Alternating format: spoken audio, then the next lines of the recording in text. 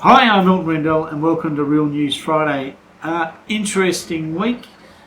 Sales in the area, WA down.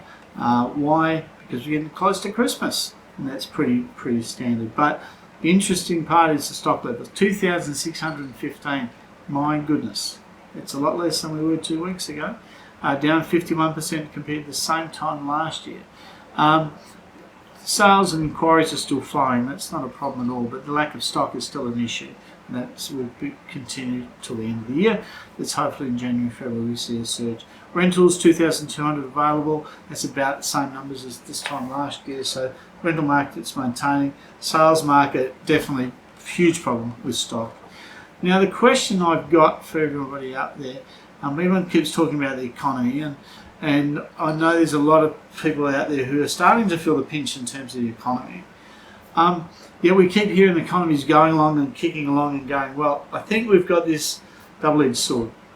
Double-edged sword meaning that we've got people out there who've earned a little bit more money, but they're still starting to struggle a bit because the cost of living is going up and they're not quite coping with it.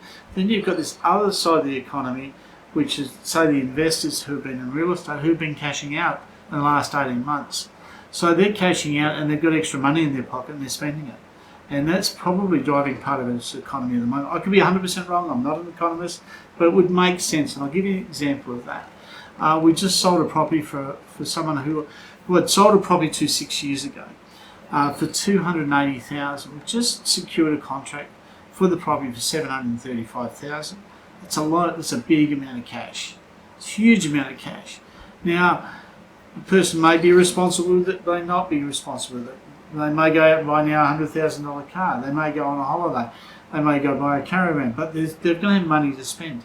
And there's been a lot of investors that have cashed out. And if you talk to many of the real estate agents out there, as I do, it's probably about 1/3 of every portfolio of agents been sold in the last 18 months to 2 years. Some of them as high as 50% of their portfolios have been sold, but not been sold to investors, been sold to owner-occupiers. So the investors basically out there have got a lot of money sitting in the bank. So there's this sort of the baby boomers are probably cashing out at the moment and probably circulating a little bit, probably going on some more holidays, etc. So we may have a false economy going on.